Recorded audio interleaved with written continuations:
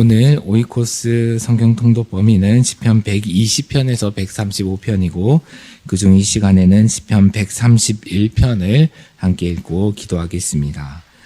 구약성경 899면에 있는 시편 131편입니다.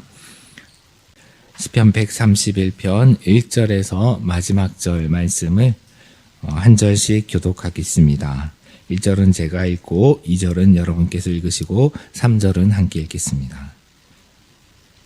여호와여, 내 마음이 교만하지 아니하고 내 눈이 오만하지 아니하오며 내가 큰 일과 감당하지 못할 놀라운 일을 하려고 힘쓰지 아니하나이다.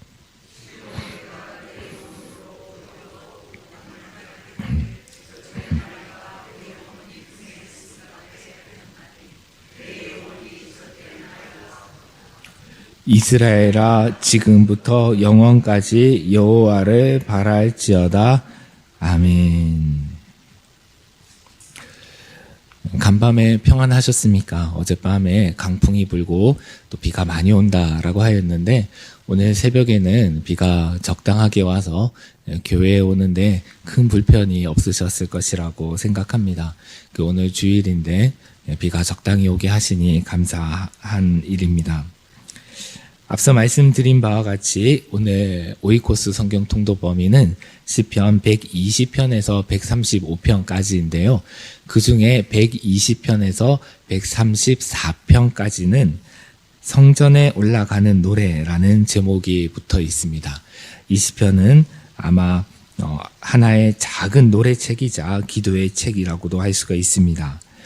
아마 고대의 명절을 맞아서 예루살렘에 있는 성전으로 올라가는 순례자들이 불렀던 그 노래들을 모은 책이 바로 시편 120편에서 134편 성전에 올라가는 노래들인 것으로 여겨지고 있습니다.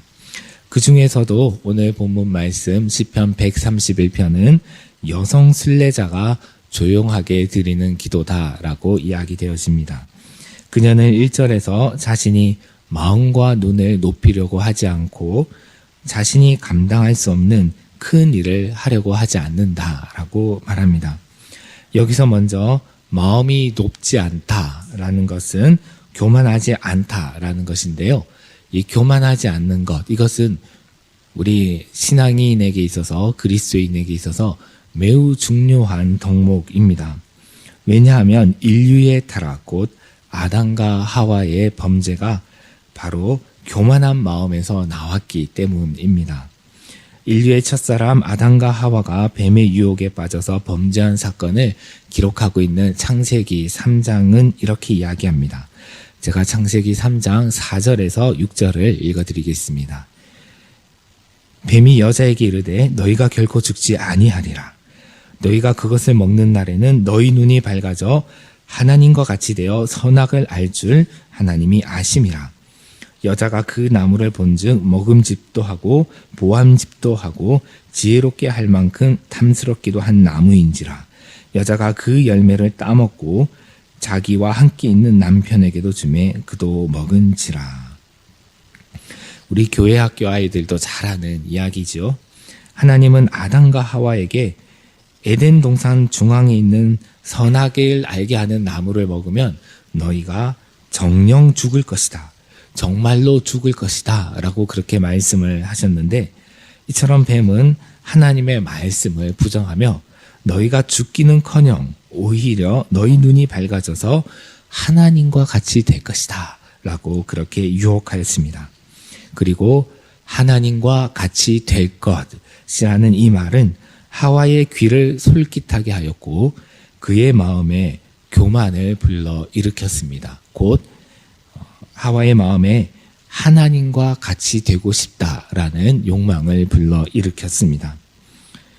그러한 교만한 마음은 그녀의 눈에도 영향을 미쳐서 하와로 하여금 금지된 나무를 향하여 시선을 돌리게 만들었고 그녀의 눈에 그 나무의 열매가 먹음직도 하고 보암직도 하고 지혜롭게 할 만큼 탐스럽게도 보였습니다. 이처럼 교만한 마음에서 우러나오는 하나님과 같아지려는 잘못된 욕망은 하와의 눈을 움직이고 그 시각을 왜곡시켰고 극기야는 그녀의 손까지 움직여서 그 열매를 향해 손을 뻗어서 그 열매를 따서 먹게 만들었습니다. 그녀는 직접 자신의 손으로 나무의 열매를 따먹고 마치 귀한 음식을 발견하기라도 한 것처럼 자신의 남편에게도 주었습니다. 이렇게 하와가 범죄하는 과정을 정리해보면 이렇습니다. 먼저는 뱀의 말을 귀로 들었습니다. 고의적으로 왜곡된 정보, 거짓된 선동의 말을 귀로 들었습니다. 그녀는 그 정보를 한 귀로 듣고 한 귀로 흘려보내지 않고 그 정보를 자신의 마음으로 가져와서 묵상하였습니다. 그래서 그녀의 마음에 교만이 잉태되어서 하나님과 같이 되고 싶다고 하는 그런 욕망의 왜곡이 일어났습니다. 그리고 그 왜곡된 욕망은 다시 그녀의 시선을 움직여서 금지된 나무를 욕망의 눈으로 바라보게 하였고 그 왜곡된 시선은 그녀로 하여금 하나님께서 금지하신 열매를 먹음직하고 보암직하고 지혜롭게 할 만큼 탐스럽게도 한 그런 나무의 열매로 잘못 인식하게 만들었습니다. 다시 말해서 왜곡된 욕망이 잘못된 인식을 낳은 것입니다.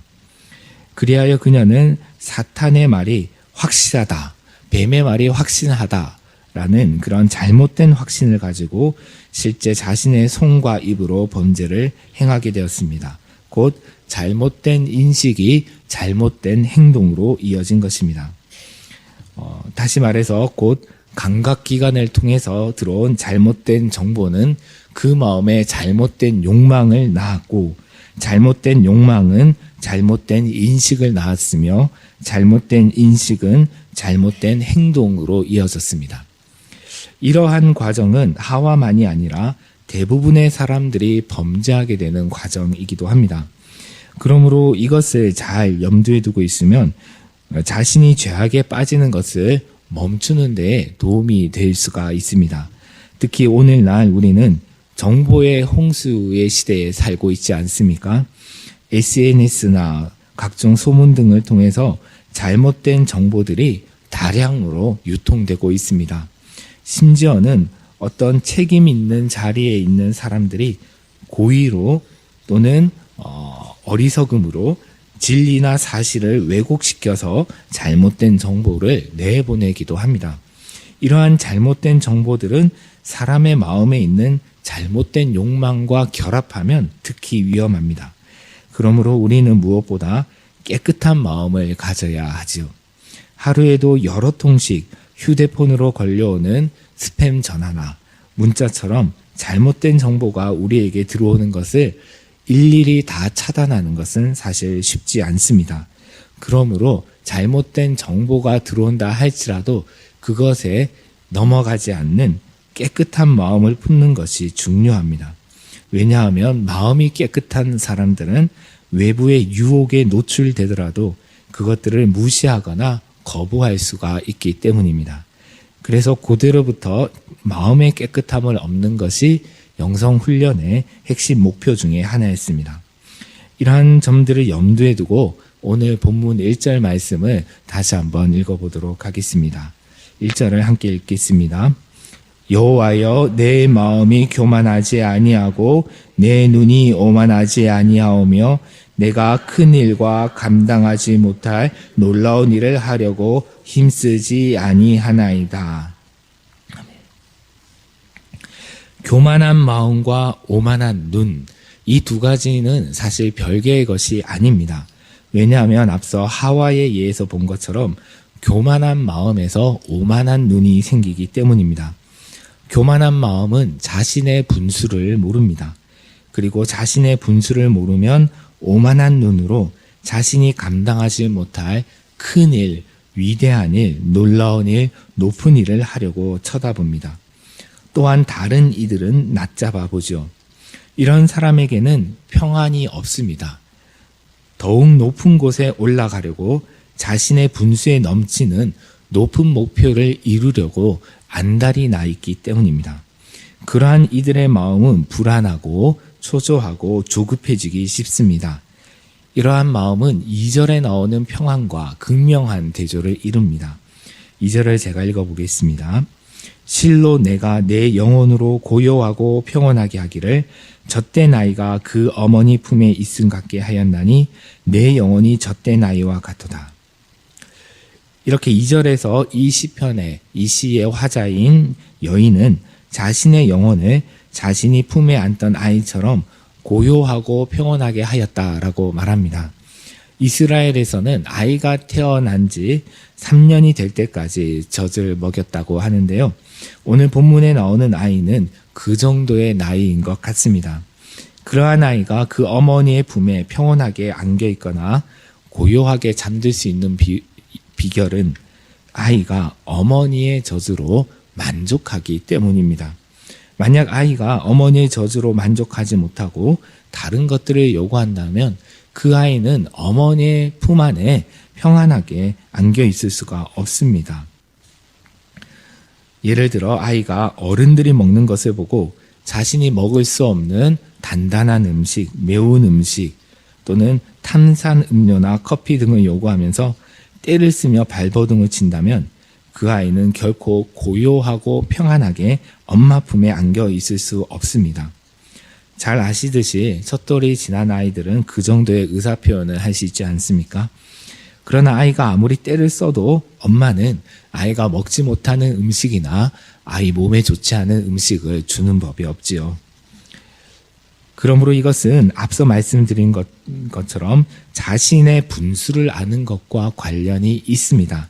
자신이 먹을 수 있는 것과 먹지 못하는 것이 무엇인지, 자신에게 좋은 음식과 좋지 않은 음식이 무엇인지를 분별하여 아는 것이 자신의 분수를 아는 것입니다. 이런 점에서 자신의 분수를 아는 것은 소심한 마음도 아니고 현실에 안주하려는 마음도 아닙니다. 자신의 능력과 한계는 물론 자신에게 꼭 필요한 것, 자신에게 적합한 것이 무엇인지를 아는 지혜로운 마음이다라고 할 수가 있습니다. 갓난아이에게 가장 필요하고 적합한 것은 어머니의 젖이지요. 그것이면 충분합니다. 마찬가지로 우리 영혼에게 가장 필요하고 적합한 것은 하나님입니다. 이 시편 131편을 쓴 시인은 그것을 잘 알고 있었습니다. 그래서 그녀는 3절에서 자신의 이웃들, 동족들에게 이렇게 권하고 있습니다. 이스라엘아, 지금부터 영원까지 여호와를 바랄지어다. 우리 인생의 참된 만족과 기쁨은 오직 하나님의 품에서 찾을 수 있습니다. 하나님만 있으면 충분합니다. 그래서 우리는 다른 것이 아니라 오직 하나님만 바라야 합니다. 오직 하나님께 우리의 모든 희망, 우리의 모든 소망을 두어야 합니다. 저희 아이가 어릴 때 제가 불러주던 자장가 중에 아무것도 너를 이라는 노래가 있습니다. 16세기 스페인의 여성 영성가인 아빌라의 테레사라는 수녀가 쓴 글에다가 곡을 붙인 것입니다. 이 곡은 가톨릭에서 만든 노래이지만은 그 내용은 가톨릭에 제한되어 있지 않고 성경적입니다. 특별히 오늘 본문 시편 131편에서 말하는 바를 잘 풀어내고 있습니다. 저희 아이가 어릴 때 밤중에 자다가 깨어서 울면 제가 아이를 업고 이 찬양을 불러주곤 하였습니다. 그러면 잠이 잘 들었고 어떤 날은 아이가 제게 이제 어설픈 말로 아무것도 불러줘라고 그렇게 말하기도 했는데요. 이 곡조도 평안하지만은 가사가 참 좋습니다. 가사가 이렇습니다. 아무것도 너를 슬프게 하지 말며 아무것도 너를 혼란케 하지 말지니 모든 것은 다 지나가는 것, 다 지나가는 것. 오 하나님은 불변하시니 인내함이 다 이기느니라. 하나님을 소유한 사람은 모든 것을 소유한 것이니 하나님만으로 만족하도다. 제가 찬양을 잘 못하지만은 그 자장가를 부르듯이 한번 불러보겠습니다. 아무것도 너를 슬프게 하지 말며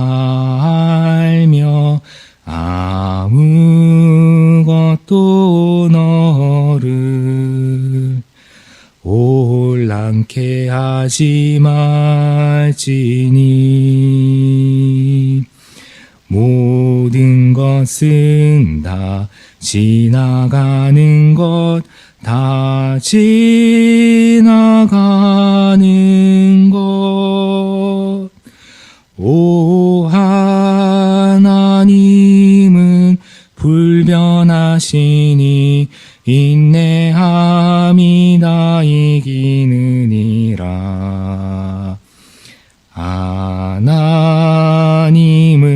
소유한 사람은 모든 것을 소유한 것이니 하나님만으로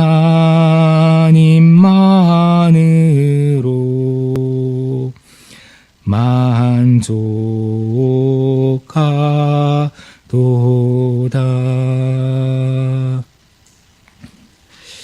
이 노래의 마지막 가사처럼 하나님을 소유한 사람은 모든 것을 소유한 것이므로 우리는 하나님만으로 만족할 수가 있습니다. 그러나 아무나 이런 만족을 누릴 수가 없습니다. 교만한 마음, 오만한 눈을 가진 사람은 하나님이 아닌 다른 것을 찾습니다. 자신의 능력으로 어떤 큰일, 위대한 일을 성취하려고 하기 때문에 그런 사람은 결코 하나님만으로 만족할 수가 없습니다. 그러나 겸손한 마음으로 하나님께만 모든 소망을 두는 사람은 하나님만으로 만족할 수 있습니다.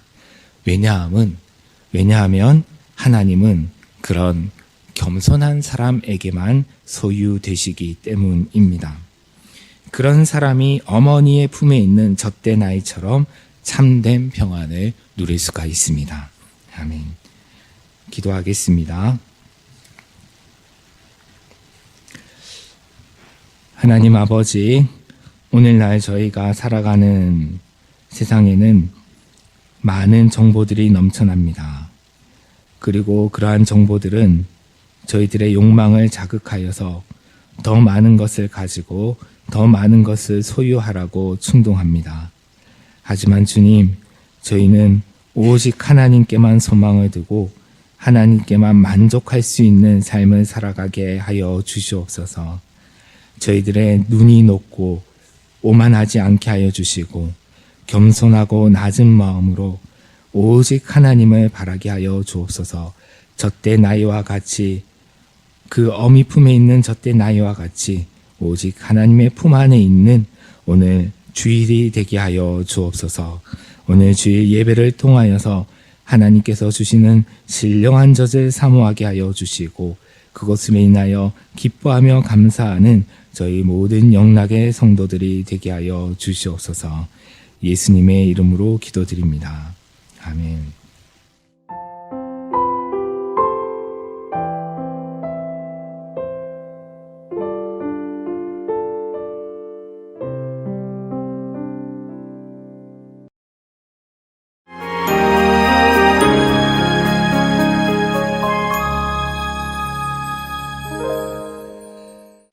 오늘 새벽 우리에게 주시는 하나님 말씀은 시편 139편 23절과 24절입니다.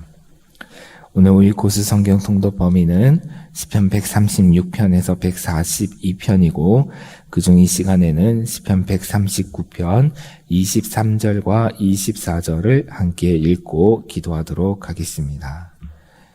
함께 한 목소리로 합독하시겠습니다. 하나님이여 나를 살피사 내 마음을 아시며 나를 시험하사 내 뜻을 아옵소서. 내게 무슨 악한 행위가 있나 보시고 나를 영원한 길로 인도하소서. 아멘. 시편 139편은 매우 유명한 시이지요. 이 시편은 우리가 어디에 있든지 하나님께서 우리를 살펴보시고 아시며 하나님께서 변함없이 돌보신다라는 것을 신뢰하는 내용이 담긴 다윗의 시입니다. 하나님은 하나님은 내가 앉고 일어서는 것을 아시고 그리고 또한 멀리서도 나를 살펴보시고 나의 생각을 밝게 하시고 내 혀의 말도 알지 못하시는 것이 하나도 없으시다라고 합니다. 그러한 내용이 1절에서 4절에 기록되어 있습니다. 시편 139편 1절에서 4절의 말씀을 제가 읽어보겠습니다. 여호와여, 주께서 나를 살펴보셨으므로 나를 아시나이다. 주께서 내가 앉고 일어섬을 아시고 멀리서도 나의 생각을 밝히 아시오며 나의 모든 길과 내가 눕는 것을 살펴보셨으므로 나의 모든 행위를 익히 아시오니 여호와여, 내 혀의 말을 알지 못하시는 것이 하나도 없으시니이다. 이처럼 하나님은 우리의 말과 행동과 같은 외적 행위는 물론 우리 내면의 생각까지도 잘 아십니다. 심지어 주님은 우리의 표층적인 생각뿐만이 아니라 우리의 마음 깊은 곳, 우리가 흔히 무의식이라고 표현하는 그 마음 깊은 곳까지도 하나님께서는 다 살펴보시고 아십니다. 신구약 성서 여러 곳에서 이렇게 하나님께서 우리의 마음을 감찰하신다라는 그런 사상이 발견이 되는데요. 특히 오늘 본문 시편 139편을 기록한 다윗에게서 많이 나타납니다. 다윗이 쓴 또 다른 시편인 시편 7편 9절을 보면 이렇게 되어 있습니다. 제가 시편 7편 9절을 읽어드립니다. 악인의 악을 끊고 의인을 세우소서. 의로우신 하나님이 사람의 마음과 양심을 감찰하시나이다. 이 시편은 다윗이 원수들에게서 쫓길 때 쓴 것인데요. 여기서 다윗은 사람의 마음과 양심을 감찰하시는 하나님께서 자신의 마음과 또 원수의 마음을 감찰해 보시고 살펴보시고 그리고 악한 마음을 가진 사람, 원수는 악한 마음을 가졌잖아요. 악한 마음을 가진 사람, 곧 악인은 끊으시고 의로운 마음을 가진 사람, 곧 의인, 자신은 세워달라라고 그렇게 강구하고 있습니다. 실제로 다윗은 이 마음을 감찰하시는 하나님 앞에서 정직한 마음으로 살려고 많은 노력을 했죠.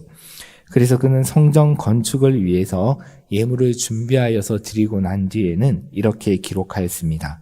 역대상 29장 17절입니다. 나의 하나님이여, 주께서 마음을 감찰하시고 정직을 기뻐하시는 줄을 내가 아나이다. 내가 정직한 마음으로 이 모든 것을 즐거이 드렸사오며 이제 내가 또 여기에 있는 주의 백성이 주께 자원하여 드리는 것을 보오니 심히 기쁘도소이다. 다윗이 얼마나 정직한 마음으로 하나님을 사랑하고 섬겼는지는 이루다 말로 표현할 수가 없습니다. 우리가 성경에 기록된 다윗의 이야기를 읽을 때나 다윗의 시편을 읽을 때나 그것을 잘 느낄 수가 있는데요. 다윗의 그러한 마음은 백성들에게도 영향을 끼쳤습니다.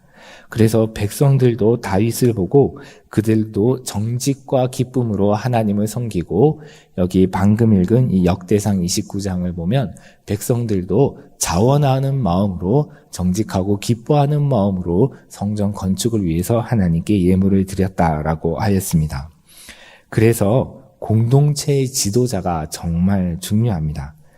공동체의 지도자는 단순히 행정적인 역할, 기능적인 역할만 하는 것이 아니라 그가 얼마나 정직한 마음으로 행하는가가 그 공동체에 속한 모든 사람들에게 많은 영향을 끼치지요. 그래서 이 다윗은 자신의 뒤를 이어서 왕이 될 아들 솔로몬에게도 이렇게 당부하였습니다. 역대상 28장 9절입니다. 내 아들 솔로몬아, 너는 내 아버지의 하나님을 알고 온전한 마음과 기쁜 뜻으로 섬길지어다. 여호와께서는 모든 마음을 감찰하사 모든 의도를 아시나니 내가 만일 그를 찾으면 만날 것이요 만일 내가 그를 버리면 그가 너를 영원히 버리시리라. 이처럼 다윗은 솔로몬에게 하나님께서는 사람의 모든 마음을 감찰하시고 모든 의도를 아시기 때문에, 곧 그의 깊은 생각과 숨은 의도까지도 다 아시기 때문에 온전한 마음과 기쁜 뜻으로 하나님을 섬기라라고 그렇게 권면하였습니다. 신신당부하였지요. 그래서 솔로몬도 역시 아버지 하나님으로부터 배워서 하나님께서 그 마음을 감찰하시는 분이시다라는 것을 너무나 잘 알고 있었습니다. 솔로몬이 쓴 잠언 21장 2절 유명한 말씀이죠. 이렇게 교훈합니다. 사람의 행위가 자기 보기에는 모두 정직하여도 여호와는 마음을 감찰하시느니라. 실제로 솔로몬도 처음 왕이 된 이후에는 정직한 마음으로 하나님을 섬기고 백성을 다스렸습니다. 하지만 우리가 잘 알듯이 그의 마음이 한결같이 못했습니다. 너무나 안타깝게도 그가 성전을 건축하고 나라가 하나님의 은혜로 부강하고 안정되니까 그의 마음이 변화해서 많은 아내들과 첩들을 두었고 그리고 정략 결혼으로 맞이한 이웃 나라의 이방인의 아내들이 가지고 온 그 이방 신들을 또한 섬겼습니다. 그러므로 우리는 항상 우리의 마음을 감찰하시는 하나님 앞에서 정결하고 깨끗하게 우리의 마음을 유지해야 합니다.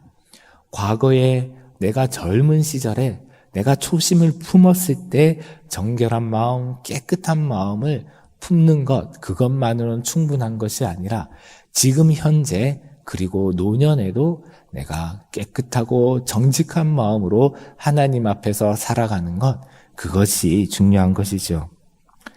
물론 다윗도 실수하고 죄를 범한 적도 있지만은 그는 기본적으로 항상 깨끗한 마음 갖기를 바라면서 자신의 마음을 부지런하게 성찰하였습니다. 시편 25편 1절과 2절에 그 흔적이 잘 나타나 있는데요. 그는 이렇게 기도합니다. 내가 나의 완전함에 행하였사오며 흔들리지 아니하고 여호와를 의지하였사오니 여호와여 나를 판단하소서. 여호와여 나를 살피시고 시험하사 내 뜻과 내 양심을 단련하소서. 내가 완전함에 행하였사오며 흔들리지 아니하고 여호와를 의지하였사오니 이것은 과거와 현재 지금까지의 일입니다. 주님 지금까지 현재까지 저는 완전함에 행하였습니다. 주님의 말씀의 길에서 벗어나지 아니하였습니다. 이 마음이 흔들리지 아니하고 다른 이방신을 구하지 아니하고 여호와 하나님을 의지하였습니다. 그러므로 주님께서 저를 판단하여 아실 수가 있습니다. 그런데 여기에서 끝난 것이 아니라 지금 현재에도 주님 저의 마음을 살피시고 시험하여 주십시오. 그리하여서 저의 뜻과 양심을 단련하여 주십시오. 과거와 현재, 지금까지만이 아니라 앞으로도 주님께서 계속하여 저의 마음을 살피시고 시험하여 주셔서 저의 뜻과 저의 양심을 단련하여 주십시오라고 하였습니다. 여러분, 대장장이가 금이나 은이나 이런 것들을 단련할 때 여러 번 시험하고 두드려서 단련하는 것처럼 그렇게 저의 마음을 계속해서 시험하고 단련해 달라라고 기도하고 있는 것입니다. 그것이 오늘 본문 시편 139편 23절과 24절에도 잘 나타나 있습니다. 23절, 24절 다시 한번 우리가 함께 읽겠습니다. 하나님이여 나를 살피사 내 마음을 아시며 나를 시험하사 내 뜻을 아옵소서. 내게 무슨 악한 행위가 있나 보시고 나를 영원한 길로 인도하소서.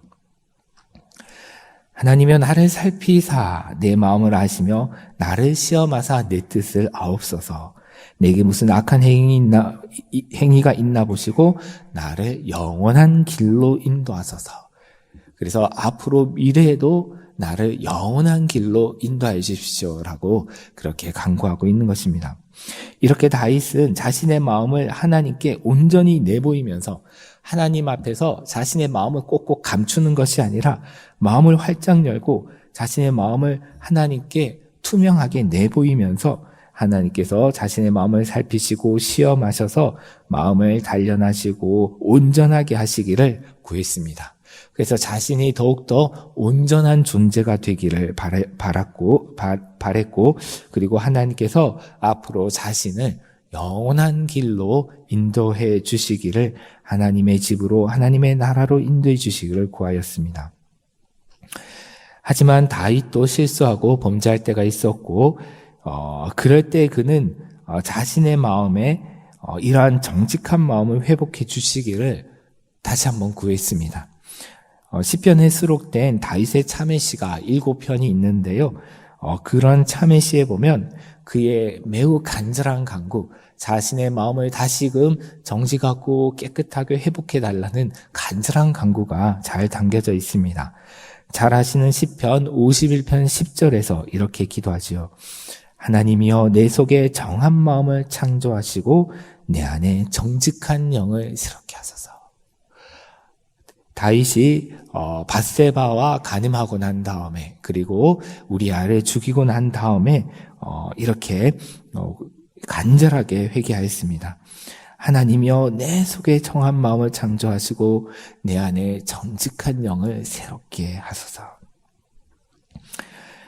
또한 며칠 전에 김은성 목사님께서 소개해 주셨던 윤동주 시인도 참회록이라는 시에서 이렇게 노래하였는데요. 밤이면 밤마다 나의 거울을 손바닥으로 발바닥으로 닦아보자. 이 시는 윤동주 시인이 창시를 하고 난 다음에 일본으로 유학을 가기 위해서 어쩔 수 없이 서류 발급을 위해서 자신의 성을 일본식으로 고치고 난 다음에 이 시를 썼는데요. 그러면서 그는 거울을 보면서 자신을 참회하고 있습니다. 밤이면 밤마다 나의 거울을 손바닥으로 발바닥으로 닦아보자. 이것은 손바닥으로 발바닥으로 거울을 닦는다는 것은 자신의 마음을 그토록 깨끗하게 닦으려고 살피고 닦으려고 노력을 했다는 것입니다. 제가 어제 새벽 기도 때에도 깨끗한 마음, 순수한 마음을 품는 것이 영성훈련의 중요한 목표 중에 하나다라고 말씀드렸는데요. 그러한 구체적인 영성훈련 방법 중에 하나가 성찰의 기도라는 것입니다. 이것은 고대로부터 내려오는 그런 영성훈련 방법인데요. 라틴어로 엑사멘이라고 합니다. 엑사멘이라는 것은 심사하다 또는 조사하다 이런 동사에서 나온 말인데요. 이것이 영어로 되면 이그잼이 됩니다. 이그잼은 시험이잖아요. 이 말은 고대 이제 사막 교부들은 물론이고 이제 고대 이제 우리 정말 하나님 앞에서 온전한 삶을 살기 원했던 그리스도인들은 하나님 앞에서 자신의 마음을 살피는 기도를 하였습니다. 자신의 마음을 살피면서 자신의 마음에 있는 죄를 고백하고 그 발견된 죄를 고백하고 하나님께서 자신의 양심을 깨끗하게 해주시기를 구했습니다. 그래서 우리 장 깔뱅 같은 우리 종교 개혁자들도 이러한 기도를 강조하였고요. 그리고 또 이냐시오라는 영성가는 하루에도 몇 차례 이런 성찰의 기도를 드렸는데 특별히 말년으로 가면 갈수록 더욱더 자주 한두 시간마다 한 번씩 자신의 마음을 성찰하면서 하나님께서 자신의 마음을 정결하게 해주시기를 그리고 깨끗한 마음을 가지려고 노력을 했다고 합니다. 또한 유학의 정통에도 보면 이 정자라는 그런 것이 있습니다. 마음을 가라앉히고 몸을 바르게 하여 조용히 앉는 것인데요. 그렇게 해서 자신의 마음을 살피고 바른 마음을 갖도록 훈련을 했습니다. 특별히 이제 주자학을 성립하였다라고 말하는 이 주의는 말년에 가면 반일 정자, 반일 독서라고 해서 하루의 반은 정자, 앉아서 자신의 마음을 살피는 이 마음 훈련을 하였고, 그리고 반일 독서, 반일은 앉아서 독서를 하였다라고 하였습니다. 그런데 이제 이렇게 유학의 전통에서 하는 이런 훈련들은 보면 자기 자신이 자신의 마음을 살피고 깨끗하게 하는 것이잖아요. 그런데 이제 우리 기독교 전통에서는 내가 나의 마음을 살피는 것이 아니라 이 시편에 기록된 것처럼 하나님께 나의 마음을 내보이고 맡기고 하나님께 나의 마음을 깨끗하고 정결하게 해주시기를 구하였던 것입니다. 오늘 우리가 살아가는 시대는 양심을 상실한 시대다라고 말할 수도 있습니다. 정치 지도자로부터 그리고 일개 한 명 한 명의 이제 그런 국민들에 이르기까지 많은 사람들이 양심을 상실하며 살아가고 있는 것이 아닌가 생각이 되어집니다. 이럴 때일수록 우리 그리스도인들이 더욱 정결하고 깨끗한 마음으로 살아가야 하겠습니다. 그러할 때 우리 그리스도인들이 이 사회를 정화시키고 더욱 맑게 하는 공기청정기와 같은 그런 존재가 될 수 있을 것입니다. 우리를 통해서 이 사회 곳곳에 하나님의 나라가 맑고 깨끗한 하나님의 나라가 임하게 될 것입니다. 아멘. 이제 그러므로 오늘 우리도 이 시편 139편 23절과 24절을 오늘 하루 종일 묵상하고 계속해서 읊조리면서 이것을 우리의 기도로 삼아서 하나님께서 우리의 마음을 살피시고 시험하사 정결하게 해주시기를 구하는 하루를 살아가도록 합시다. 함께 기도하겠습니다.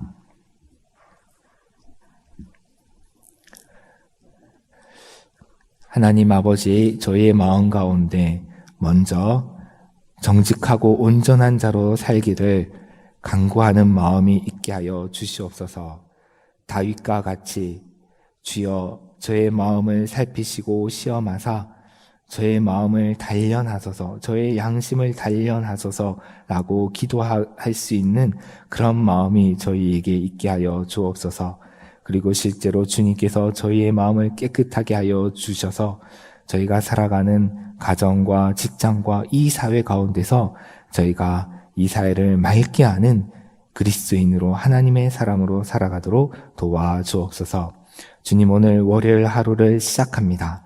한 주간을 시작하는 이 아침 저희 모든 영락의 성도들과 함께하여 주셔서 주께서 힘이 되어 주시고 주님께서 그 발걸음을 인도하여 주셔서 이번 한 주간도 하나님과 동행하는 기쁘고 복된 한 주가 되게 하여 주시옵소서.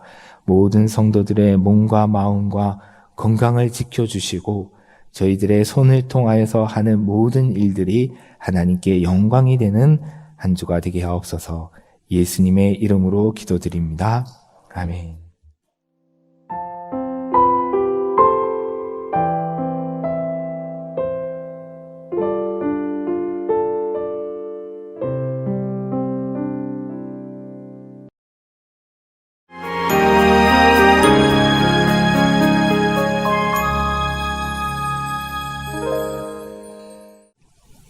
오늘 새벽 우리에게 주시는 하나님의 말씀은 구약성경 시편 145편 18절과 19절 말씀입니다. 오늘 오이코스 성경 통독 범위는 시편 143편에서 150편까지이고 그 중에 오늘 이 시간에는 시편 145편 18절과 19절을 함께 읽고 기도하겠습니다. 우리 함께 한 목소리로 합독하겠습니다. 여호와께서는 자기에게 간구하는 모든 자, 곧 진실하게 간구하는 모든 자에게 가까이 하시는도다. 그는 자기를 경외하는 자들의 소원을 이루시며 또 그들의 부르짖음을 들으사 구원하시리로다. 아멘. 시편 145편에는 다윗의 찬송시라는 표제가 붙어 있습니다. 이러한 표제가 붙어 있는 시편은 150편의 시편 중에서 이 145편이 유일합니다. 그런데 이때 찬송으로 번역된 히브리어는 테힐라라는 그런 단어인데요. 이것은 시편 전체의 제목과도 관련이 있습니다. 히브리 성경에서 시편을 테힐림이라고 부르고 있기 때문입니다. 이 테힐림은 테힐라의 복수형으로서 찬송들이라는 뜻입니다. 그러니까 히브리 성경에서 시편 전체 제목이 찬송들인데 시편 안에 있는 150개의 시편들 중에서 찬송시라는 표제가 붙어 있는 시는 이 145편이 유일합니다. 그리고 145편 뒤에 이어지는 146편에서 150편까지는 할렐루야라는 말로 시작됩니다. 그래서 작은 할렐루야 시편이라고 부르기도 하는데요. 그래서 이 시편 전체가 이 할렐루야라는 찬양으로 마무리되고 있습니다. 이런 점에서 이 시편 145편은 시편 150편, 그러니까 전체 150개의 시편들 중에서 대표적인 시편 중에 하나다라고 말해도 무방할 것 같습니다. 다시 말해서 시편 145편은 매우 중요한 시편입니다. 물론 150개의 시편 중에서 중요하지 않은 시는 없지요. 하지만 그 중에서도 이 시편 145편은 그 내용상 시편, 곧 찬송들이라는 이 장르의 특징을 잘 보여주는 그런 작품이다라고 할 수가 있습니다. 잘 아시듯이 이 성경에 수록되어 있는 시편은 단순한 시가 아닙니다. 이 성경에 수록된 이 150편의 시편들 외에도 히브리인들은 오랜 역사 동안 많은 시편들을 만들어서 불렀습니다. 그런데 그 많은 시편들 중에서도 여기에 있는 이 150개의 시편들이 수집되어서 하나의 시편으로, 하나의 책으로 편찬된 것은 이 시편들이 공동체의 제의, 오늘 우리로 말하면 공동체가 드리는 예배와 기도에서 사용되는 그러한 시편들이기 때문입니다. 지금 우리도 보면 수많은 찬송들이 있잖아요. 그 중에서도 교회에서 사용하기 적합한 그런 찬송곡들을 모아서 찬송가집으로 이렇게 편찬한 것과 비슷합니다. 이렇게 성서에 수록된 시편들은 그 중에 대부분이 사실은 다윗이나 모세나 솔로몬이나 이런 개인들이 지은 시이지만은 이 저자가 개인이든지 또는 공동체, 고라 자손들 이런 공동체이든지 상관없이 모두 공동체가 함께 예배하거나 기도할 때 불렀던 시편들입니다. 그런 찬송들입니다. 그리고 시편 145편은 이렇게 예배 가운데 불려지는 그런 찬송의 특징들을 잘 나타내 보여주고 있습니다. 시편 145편 1절과 2절은 이렇게 하나님을 송축하고 있습니다. 왕이신 나의 하나님이여 내가 주를 높이고 영원히 주의 이름을 송축하리이다. 내가 날마다 주를 송축하며 영원히 주의 이름을 송축하리이다. 그리고 145편의 마지막 절인 21절도 역시 내 입이 여호와의 영예를 말하며 모든 육체가 그의 거룩하신 이름을 영원히 송축할지로다 라고 하면서 이 사람들에게 여호와의 이름, 그 영광을 송축하라 라는 권면으로 마무리되고 있습니다. 이처럼 시편 145편은 왕이신 하나님의 통치에 대한 찬양입니다. 하나님의 위엄, 하나님의 은혜, 하나님의 행하심, 하나님의 성품 등을 찬양하는 시가 바로 이 시편 145편입니다. 특별히 하나님 나라, 하나님의 통치에 대해서 찬양하고 있는데요. 또 이 구절들 중에 일부는 주기도에 나오는 하나님의 나라에 대한 부분들과 매우 유사하기도 합니다. 이 시편 145편의 1절부터 마지막 절까지 한 절씩 천천히 읽으면서 묵상해도 깊은 은혜가 있지만은 그 중에서도 오늘은 기도에 대한 내용을 담고 있는 18절과 19절을 주목해서 보면서 좀 생각을 해보고자 합니다. 이 18절은 이렇게 말합니다. 여호와께서는 자기에게 간구하는 자, 자기에게 간구하는 모든 자, 곧 진실하게 간구하는 모든 자에게 가까이 하시는도다. 하나님께서 자기에게 간구하는 모든 자, 진실하게 간구하는 모든 자에게 가까이 하신다라는 이 말씀은 오늘 하나님께 기도하기 위해 이 새벽에 나온 우리에게 소망과 용기를 줍니다. 그렇다면 진실하게 간구한다는 것은 과연 무엇일까요? 가장 먼저 거짓된 마음, 가장된 마음이 아니라 솔직한 마음, 진실한 마음으로 간구하는 것을 생각할 수가 있습니다. 예수님 시대의 바리새인들은 이와는 반대였죠. 그들은 외적 행동으로는 경건한 척하고 또 경건함을 나타내 보이려고 많은 율법들을 준수하며 살았지만은 그 마음은 마치 회를 칠한 무덤과 같이 진실하지도 않고 간절하지도 않고 부패하고 그리고 악으로 가득해 있었습니다. 이러한 바리새인들의 기도는 진실한 기도와는 반대될 것입니다. 그런데 진실하다는 것은 솔직하다라는 것만으로는 충분하지 않습니다. 자신의 마음을, 자신의 바램을, 자신의 감정을 단순히 솔직하게 나타내 보이는 것만으로는 충분하지 않습니다. 이사야 58장에서 비판하는 것은 이사야 시대 사람들이 몸에는 굵은 배를 두르고 제 위에 앉아서 금식하면서 기도하지만은 그들은 그렇게 해서 겉으로는 회개하고 간절히 기도하는 것처럼 보이지만은 실제로는 하나님을 경외하지 않아서 손으로는 악을 행하는 것, 이것을 비판하였습니다. 이처럼 하나님을 경외하지 않는 이들의 기도는 아무리 솔직하다고 해도 그것은 진실한 간구와는 거리가 멀 것입니다. 그래서 19절에서는 우리에게 하나님을 경외하는 자들의 부르짖음을, 그들의 소원을 하나님께서 들으시고 구원하신다라고 하였습니다. 하나님을 경외하는 자들은 자신의 욕망을 하나님의 뜻과는 상관없이, 하나님의 말씀이나 하나님의 법과는 상관없이 그렇게 하나님께 구하지는 않을 것입니다. 그러므로 이 진실한 간구라는 것은 말과 행동이 일치하는 것, 그리고 하나님 향한 진실하고 간절한 마음으로 기도하는 것, 또한 19절에 나와 있는 것처럼 하나님을 경외하는 마음으로 하나님을 부르는 것이 될 것입니다. 이렇게 하나님께 진실한 마음으로 기도할 때 하나님께서는 그를 가까이 하신다라고 말씀하십니다. 비슷한 말씀이 시편 34편 18절에도 나오는데요. 여호와는 마음이 상한 자를 가까이 하시고 중심으로 통회하는 자를 구원하시는도다 라고 하였습니다. 마음이 상한 자, 상한 마음으로 충심으로 통회하는 자, 이런 자들을 주님께서 가까이 하신다라고 하였습니다. 그런데 오늘 본문에서 말씀하시는 이 진실한 간구는 또한 예배의 차원에서도 이해할 수가 있습니다.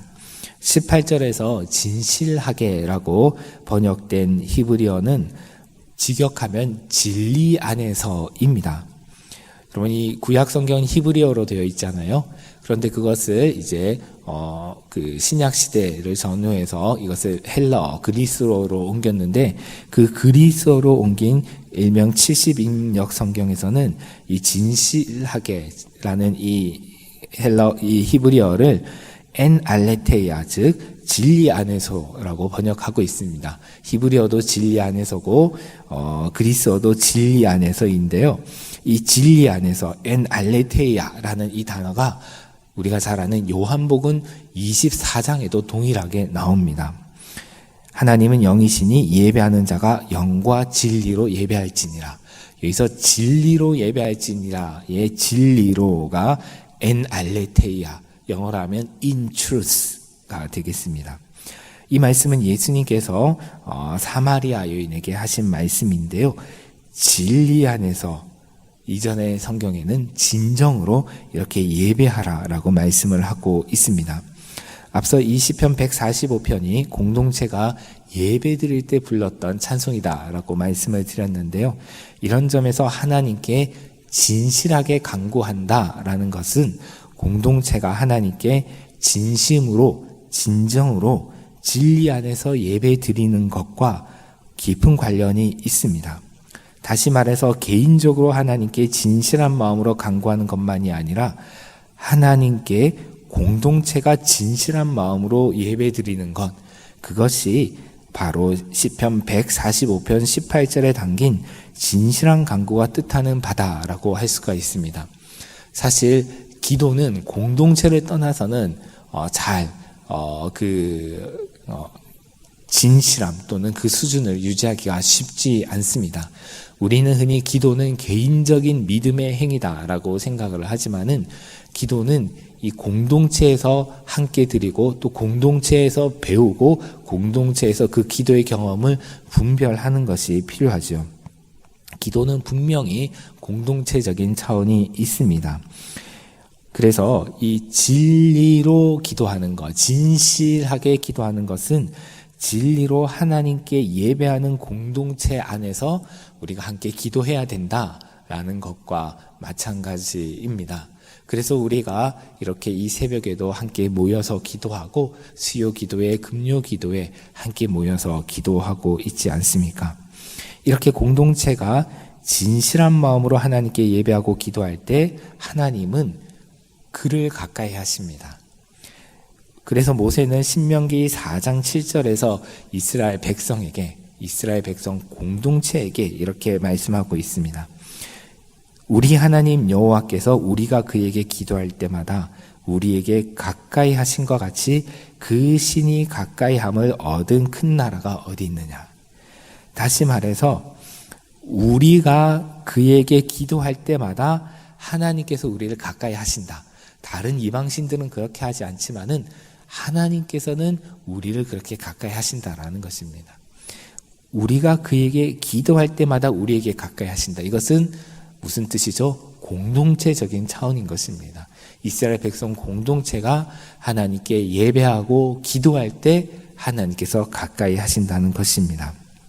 이처럼 기도는 진실하게 하나님께 예배하는 공동체 속에서 기도할 때 개인적으로도 우리가 진실하게 하나님께 기도하고 개인적으로나 공동체적으로나 하나님께서 우리를 가까이 하시는 은총을 누릴 수가 있습니다. 그러면 마지막으로 하나님께서 이 진실한 간구를 높이 평가하시는 이유는 무엇일까요? 왜 진실하게 가까이 하는 자를 하나님께서 가까이 하시는 것일까요? 그것은 바로 하나님께서 진실하신 분이시기 때문입니다. 이 시편 145편에서 재미있는 부분 중에 한 가지는 바로 이 시편 145편이 히브리어 알파벳 자음을 첫 글자로 해서 지어진 시라는 것입니다. 히브리어 자음, 영어로 예를 들면 영어가 알파벳이 A, B, C, D가 있잖아요. 1절은 A로 시작하고 2절은 B로 시작하고 3절은 C로 시작하는 것입니다. 그렇게부터 해서 A부터 G까지 마지막 Z까지 이렇게 그 첫 글자로 삼아서 알파벳 첫 글자를 처음으로 삼아서 이렇게 지어진 시가 바로 이 시편 145편입니다. 이 시편 중에는 그런 시들이 여러 편이 있습니다. 이런 것을 아크로틱 시편이라고 하는데요. 그런데 히브리어 알파벳은 모두 22개가 있는데 이 시편 145편은 21절까지 밖에 없습니다. 중간에 하나가 빠졌습니다. 그것이 무엇이냐면 N으로, 영어로 하면 N으로 시작하는 그 절이 하나가 빠져 있습니다. 그래서 다른 사본들을 찾아보면요, 중요한 다른 사본들에 보면 이 N으로 시작하는 구절이 간직되어 있는 구절들이 있습니다. 그래서 그 내용을 살펴보면 이렇습니다. 여호와께서는 모든 말씀에서 분명하시고 모든 행하심에서 진실하시다. 여호와는 모든 말씀들에서 분명하시고 여호와의 말씀은 분명하고 그리고 모든 행하심에서 진실하시다. 여호와의 행함은 진실하시다. 이런 뜻입니다. 또는 하나님 그의 길들은 믿을 만하고 그의 모든 행위들은 신실하시다. 이렇게도 번역할 수가 있습니다. 곧 하나님은 말씀과 행동에 있어서 매우 신실하신 분, 진실하신 분이십니다. 이처럼 하나님께서 신실하시고 진실하신 분이시기 때문에 하나님은 진실하게 간구하는 자들을 가까이 하시는 것입니다. 그러므로 오늘 새벽 우리가 하나님께 진실하신 하나님께 진실한 마음으로 하나님을 경외하는 마음으로 나아가기를 바랍니다. 그렇게 우리가 진리 안에서 진실하게 하나님께 기도드리면 주님께서 우리를 가까이 하시고 오늘 하루 주님과 더 깊은 친밀함을 누리며 살아가는 은총을 베풀어 주실 것입니다. 아멘. 기도하겠습니다.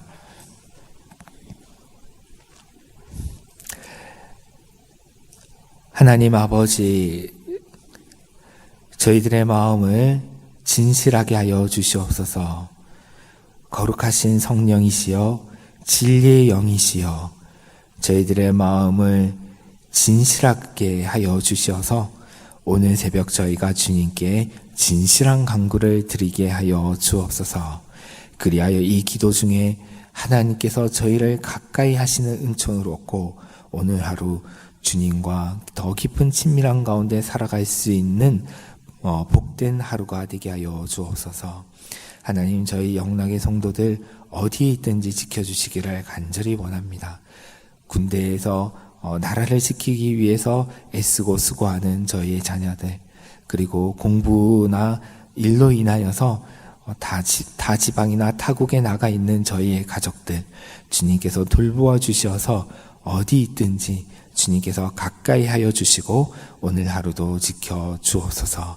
예수님의 이름으로 기도드리옵나이다. 아멘.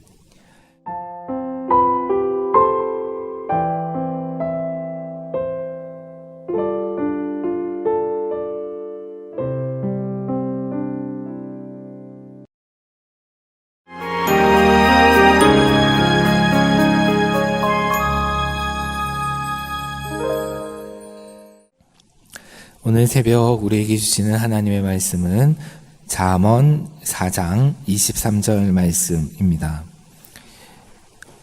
오늘 오이코스 성경 통독 범위는 잠언 1장에서 4장이고 그중 이 시간에는 잠언 4장 23절을 함께 읽고 기도하겠습니다.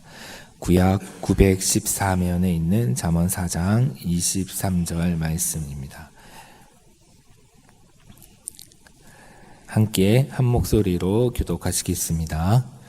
모든 지킬 만한 것 중에 더욱 내 마음을 지키라. 생명의 근원이 이에서 남이니라. 아멘. 오늘부터 잠언이 시작됩니다. 이 책의 제목인 잠언이라는 단어는 한자로 교훈 잠자와 말씀 언자로 이루어진 합성어입니다. 그래서 말 그대로 교훈의 말씀, 곧 가르쳐서 훈계하는 말이라는 뜻을 가지고 있습니다. 이러한 제목이 잘 보여주듯이 잠언은 지혜의 책입니다.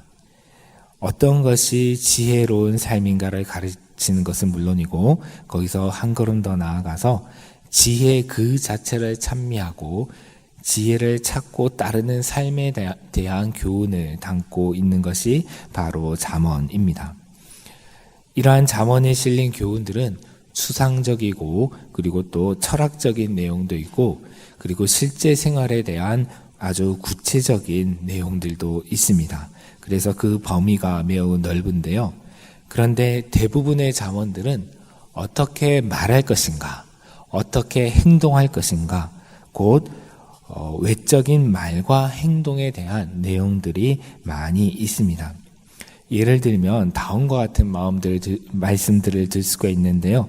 오늘 본문 잠언 4장 23절 바로 뒤에 나오는 24절부터 27절까지의 말씀을 한 절씩 우리 교독해 보겠습니다. 제가 먼저 읽겠습니다.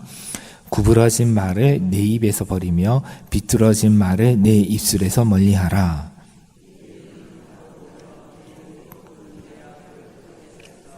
내 발이 행할 길을 평탄하게 하며 내 모든 길을 든든히 하라. 좌로나 우로나 치우치지 말고 내 발을 악에서 떠나게 하라. 아멘.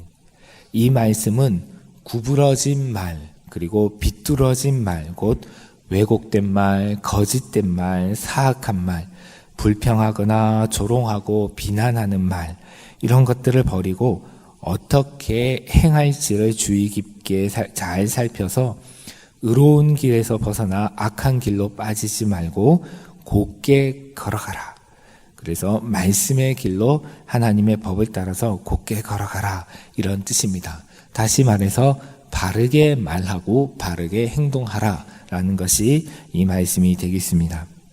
그런데 이 잠언에서 가르치는 지혜로운 삶이란 것은 단순히 이러한 외적인 행동들에 대한 것만은 아닙니다.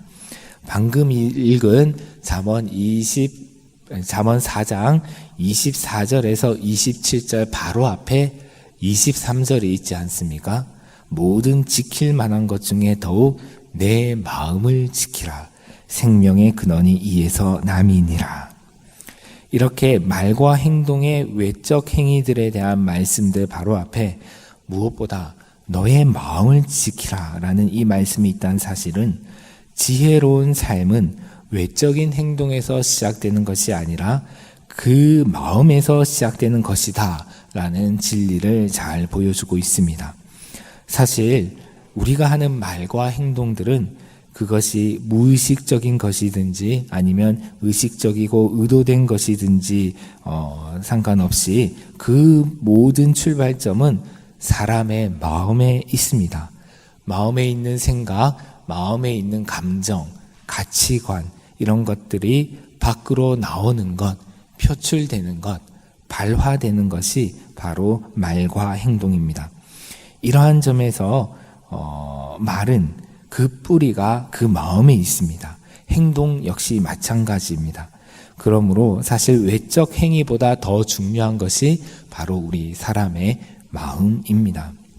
그래서 잠언 16장 32절에서는 이러한 사실을 용사가 성을 빼앗는 것에 비유해서 이렇게 말합니다. 노하기를 더디하는 자는 용사보다 낫고 자기의 마음을 다스리는 자는 성을 빼앗는 자보다 나으니라. 여러분, 용사가 성을 빼앗는 것, 이 고대 세계에서 용사가 되어서 성을 빼앗는 것은 얼마나 위대한 업적이겠습니까?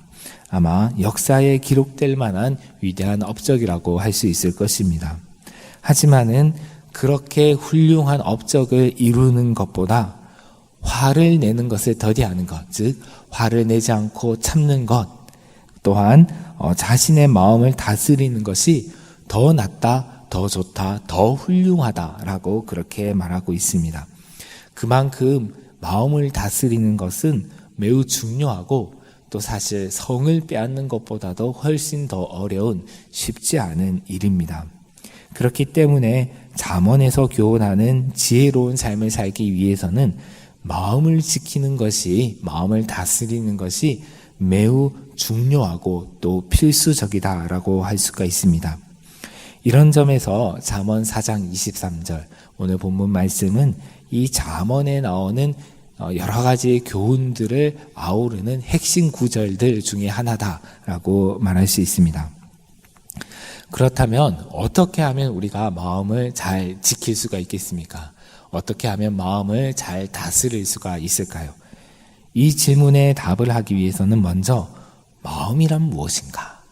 마음이란 무엇인가에 대해서 생각해 볼 필요가 있습니다.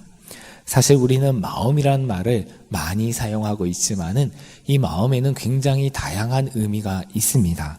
사전을 찾아보면 여러 가지 의미들이 나열되어 있는데요. 그 중에 아주 기본적인 것 몇 가지만 소개하면 이렇습니다. 먼저 마음은 사람이 어떤 다른 사물이나 사람에 대하여 가지고 있는 생각, 느낌, 의지 이런 것들이 마음이다라는 것입니다. 사람의 생각, 감정, 의지 이런 것이 마음인데요. 이런 생각, 감정, 의지가 일어나는 작용, 그 작용 그 자체도 마음이라 하기도 하고 이러한 작용이 일어나고 간직되는 장소를 또 사람의 마음이다라고 말하기도 합니다. 그러나 오늘 본문 이 잠언 4장 23절에서 말씀하는 마음은 단순한 생각과 감정 그리고 그 생각과 감정이 일어나는 내적인 장소라는 의미보다도 좀 더 깊은, 좀 더 심오한 의미를 가지고 있습니다. 왜냐하면 생명의 근원이 여기에서 난다라고 말씀하고 있기 때문입니다. 국어사전에 보면 또한 마음에 대한 이러한 정의도 있는데요. 사람이 사물의 옳고 그름이나 좋고 나쁨을 판단하는 심리나 심성의 바탕, 즉 사물의 옳고 그름 그리고 좋고 나쁨, 선악을 판단하는 심리나 심성의 바탕, 근원이 바로 마음이다라는 것입니다. 고대로부터 사막의 수도자들을 비롯한 영성가들은 마음이란 각각의 인격의 가장 깊은 심리적인 바탕이다라고 생각하였습니다. 그래서 이 바탕이라는 것은 매우 깊은 근원을 말하는 것입니다. 그래서 사람의 심리, 생각의 가장 깊은 바탕인데요. 그런데 이것은 단순히 사람의 생각과 의지나 어떤 감정이 일어나는 그런 바탕일 뿐만이 아니라 그들은 이 자아에 대한 깨달음이 분석적인 사고를 넘어서서 일어나는 곳이다라는 것고 이야기를 하여 있습니다.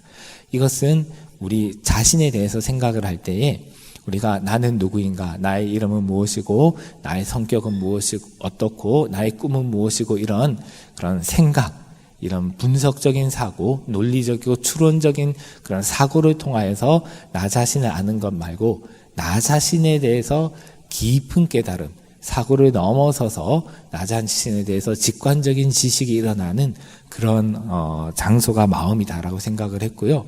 또 거기서 한 걸음 더 나아가서 나 자신에게 나보다 더 가까운 분, 그것이 누구죠? 하나님. 나 자신에게 나보다 더 가까운 분이신 하나님, 그 하나님을 만나는 장소가 바로 마음이다 라고 생각을 하였습니다.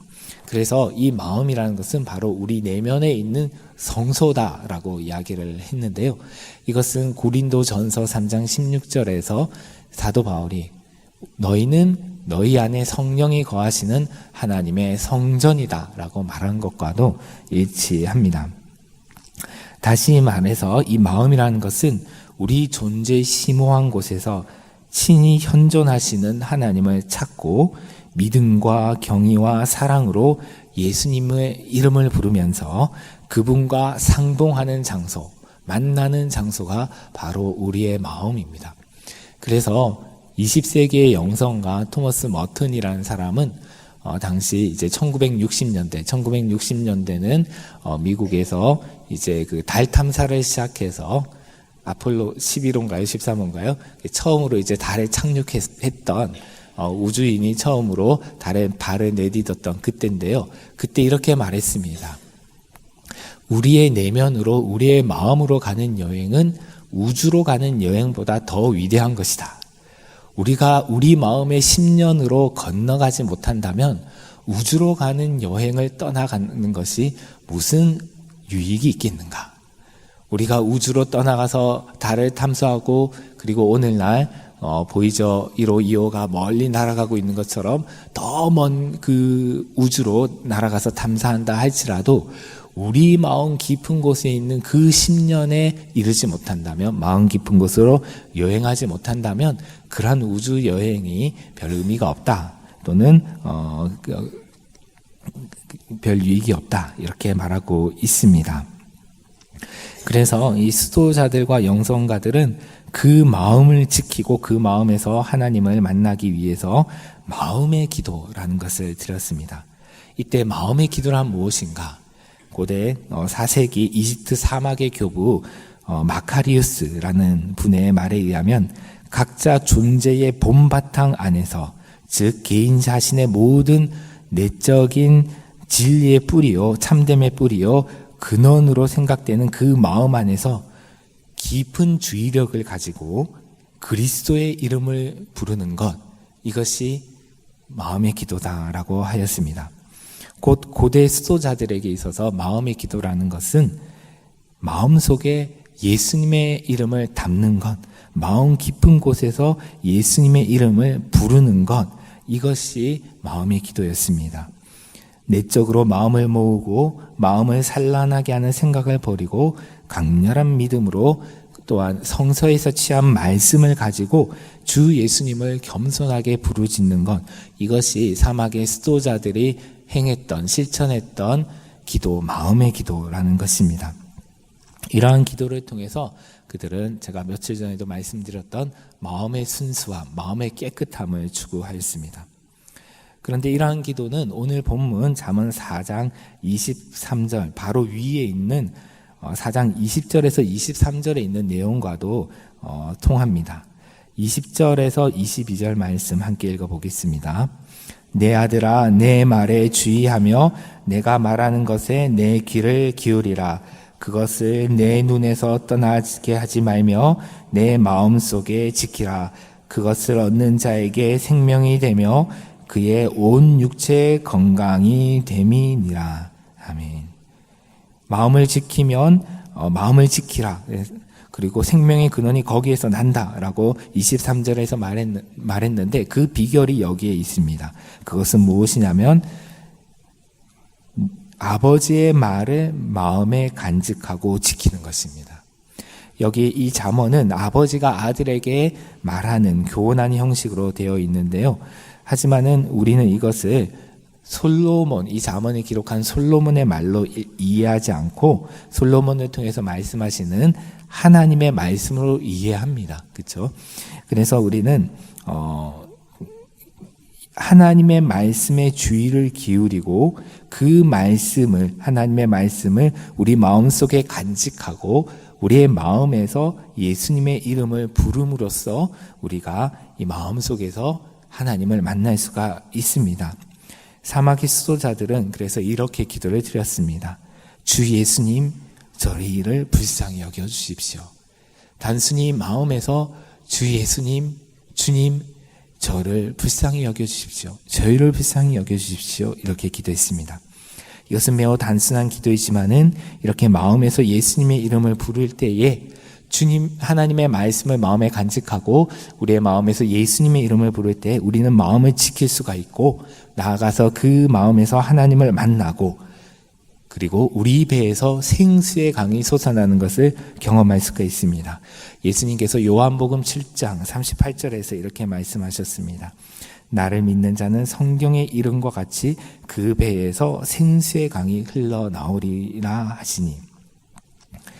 물론 이러한 기도의 훈련, 마음의 기도의 훈련은 하루 이틀 만에 되는 것도 아니고 하루 이틀 만에 어떤 그런 체험이나 성과를 거두는 것도 아니지만은 우리도 사막의 수도자들처럼 간절한 열망으로 매일매일 우리 존재의 깊은 바탕이며 생명의 근원인 마음에서 하나님의 말씀을 간직하고 예수님의 이름을 부른다면 하나님께서는 우리 내면 깊은 곳에서 예수님께서 약속하신 생수의 강, 곧 성령님으로 충만한 삶을 살아갈 수 있도록 은총을 베풀어 주실 것입니다.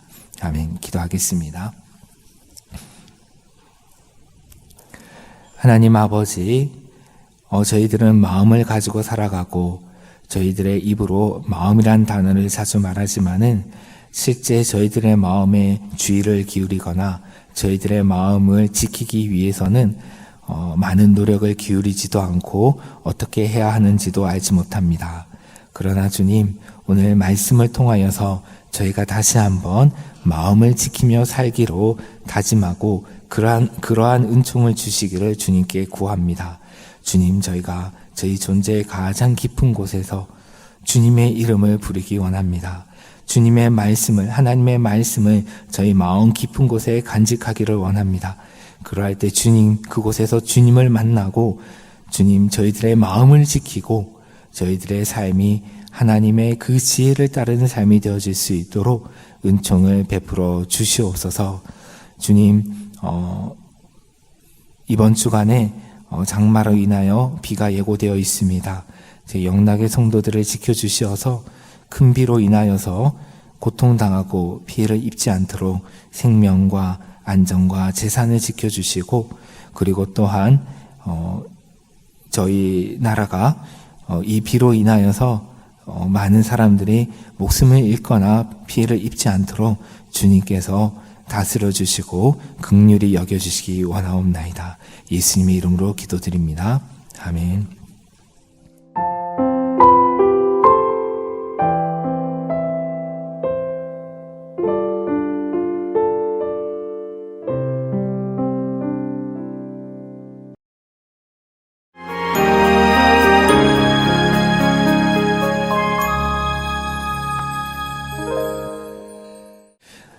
오늘 새벽 하나님께서 우리에게 주신 말씀은 잠언 8장 17절입니다. 오늘 오이코스 성경 통독 범위는 잠언 5장에서 8장이고 그중 이 시간에는 잠언 8장 17절을 함께 읽고 기도하겠습니다. 구약 성경 918면 그 즈음에 있습니다. 잠언 8장 17절 말씀을 함께 읽겠습니다. 나를 사랑하는 자들이 나의 사랑을 입으며 나를 간절히 찾는 자가 나를 만날 것이니라. 아멘. 잠언 8장은 매우 흥미롭고 또 중요한 말씀입니다. 어제 말씀드린 바와 같이 잠언은 지혜의 책입니다. 참된 지혜가 무엇이며 그리고 또한 참된 지혜를 따르는 삶이 어떤 것인지에 대한 교훈을 담고 있습니다. 잠언은 모두 31장으로 이루어져 있고 크게 4개 또는 5개의 부분으로 나눌 수 있는데 그중 첫 번째 부분인 1장에서 9장까지에서는 지혜 그 자체에 대해서 직접적으로 다루고 있습니다. 그 중에서도 8장은 저자가 지혜와 명철에 대한 교훈을 객관적으로 나열하는 것이 아니라 지혜를 의인화하여 마치 지혜가 인격을 가진 존재인 것처럼 의인화하여서 지혜의 입을 통해서 독자들에게 말하고 있습니다. 다시 말해서 지혜가 직접 자신의 입으로 자신에 대해서 말하면서 사람들에게 나를 찾고 나를 소유하라 라고 촉구하고 있습니다. 그러한 내용이 잠언 8장 1절부터 11절에 잘 나와 있는데요. 함께 읽어보면 좋을 것 같습니다. 잠언 8장 1절부터 11절 한 절씩 교독하겠습니다. 지혜가 부르지 아니하느냐, 명철이 소리를 높이지 아니하느냐. 성문격과 문어기와 여러 출입하는 문에서 불러 이르되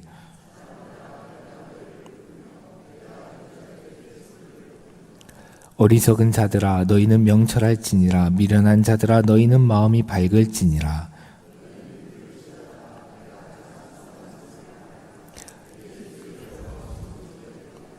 내 입은 진리를 말하며 내 입술은 악을 미워하느니라.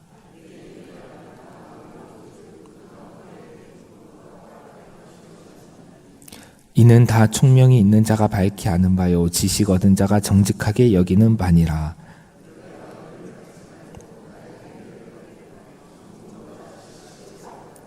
대저 지혜는 진주보다 나음으로 원하는 모든 것을 이에 비교할 수 없음이니라. 아멘. 이처럼 이 말씀에서 의인화된 지혜는 사람들을 향해서 은과 금보다 각종 보물이나 재물보다 나의 말을 듣고 나의 훈계를 받으라 라고 촉구를 하고 있는데요. 흥미로운 것은 지혜가 사람들에게 잘 들리도록 사람들이 많이 다니는 길가의 높은 곳과 내거리와 성문격과 문어기와 여러 출입하는 문에서 소리를 높여서 외치고 있다라는 점입니다. 동서고금을 막론하고 많은 사람들은 지혜를 소유하기를 바랍니다. 지혜로운 사람이 되기를 바라지요. 거의 대부분의 사람들은 자신이 추구하는 바를 이루기 위해서 또는 자신에게 맡겨진 일이나 공부나 삶을 잘 감당하기 위해서 지혜를 추구합니다. 특히 오늘날과 같이 지식이 범람하는 시대에는 인터넷 검색을 통해서도 필요한 지식을 손쉽게 찾을 수가 있기 때문에 그래서 그 지식들을 적합하게 잘 활용할 수 있는 지혜가 더욱 절실하게 요청되고 있습니다. 그렇다면 지혜를 어디서 찾을 수가 있을까요? 요즘 개발되는 AI에서 지혜를 찾을 수가 있을까요? 보통 사람들은 지혜는 어떤 특별한 곳에서 얻을 수 있다라고 생각합니다. 어떤 특별한 책, 특별한 영상, 특별한 강연 등에서 지혜를 얻으려고 합니다. 그리고 그 지혜는 모든 사람들에게 다 열려 있는 것이 아니라 지능이 뛰어난 사람이든지 어떤 특별한 통찰력을 가질 수 있는 그런 사람들만 얻을 수 있다고 생각합니다. 그러나 오늘 잠언 8장에서 지혜는 특별한 곳이 아니라 일상적인 생활 공간에서 외치고 있습니다. 숨겨진 곳이 아니라 공공장소에서 공공연하게 소리 높여 말하고 있습니다. 듣는 귀만 있다면 누구든지 그 지혜의 목소리를 듣고 그 지혜를 얻을 수 있도록 말이지요. 그러나 사실 이러한 주장은 우리의 경험과는 잘 맞지가 않는 것 같습니다. 오늘날로 말하면 번화한 도심의 거리, 사거리, 교차로, 버스 정류장, 지하철역, 시장과 쇼핑몰 등에서 지혜가 소리를 높여서 외치고 있다는 것인데, 아마 그러한 장소에서 지혜를 발견하거나 지혜의 목소리를 듣거나 지혜를 깨달은 사람은 거의 없을 것입니다. 그러한 곳에서 발견할 수 있는 것은 도시의 소음이나 아니면 상품을 홍보하는 광고들 뿐이죠. 그래서 지혜를 찾는 것이 필요합니다. 지혜를 찾되 간절히 찾는 것이 필요합니다. 오늘 본문 잠언 8장 17절을 다시 한번 우리 함께 읽어보겠습니다. 나를 사랑하는 자들이 나의 사랑을 입으며 나를 간절히 찾는 자가 나를 만날 것이니라. 아멘. 아마 여러분들께서 가지신 성경에 간절히라는 이 단어에 각주가 달려 있으실 것입니다. 이 간절히라는 이 말은 거기에 보면 새벽에라고도 되어 있는데요. 그것은 간절히로 번역된 히브리어가 일찍이 또는 이른 아침에, 새벽에 이런 뜻도 가지고 있는 그런 말이기 때문입니다. 무언가를 찾기 위해서 새벽에 일어나서 찾는다는 것은 그만큼 그 마음이 간절하다라는 것을 뜻하는 것이지요. 그런데 여기에서는 너희가 간절히 찾으면 나를 만날 것이다. 새벽에 일찍 일어나서 애타는 마음으로 찾으면 나를 찾을 것이다 라고 말하고 있는데요. 같은 잠언에서도 너희가 간절히 나를 찾아도 찾지 못할 것이다 라는 말씀이 있습니다. 여러분, 잠언을 앞으로 좀 넘겨서 1장을 한번 보시겠습니다. 잠언 1장 20절에서 30절에 보면 여기에서도 역시 의인화된 지혜가 길거리와 광장과 시끄러운 길목에서 소리를 높여 부르고 있는데, 그러나 너희가 나를 찾아도 찾지 못할 것이다 라고 말하고 있습니다. 20절에서 30절 우리가 함께 또 교독을 해보겠습니다. 마지막 절은 함께 읽겠습니다. 제가 먼저 읽겠습니다. 지혜가 길거리에서 부르며 광장에서 소리를 높이며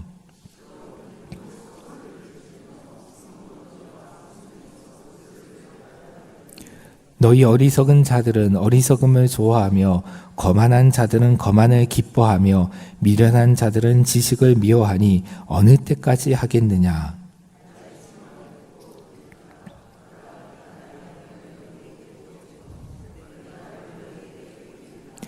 내가 불렀으나 너희가 듣기 싫어하였고 내가 손을 폈으나 돌아보는 자가 없었고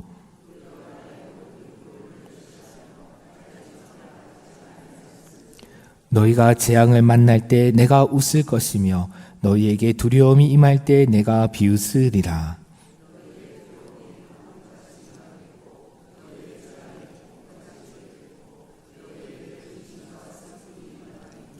그때 너희가 나를 부르리라. 그래도 내가 대답하지 아니하겠고 부지런히 나를 찾으리라. 그래도 나를 만나지 못하리니.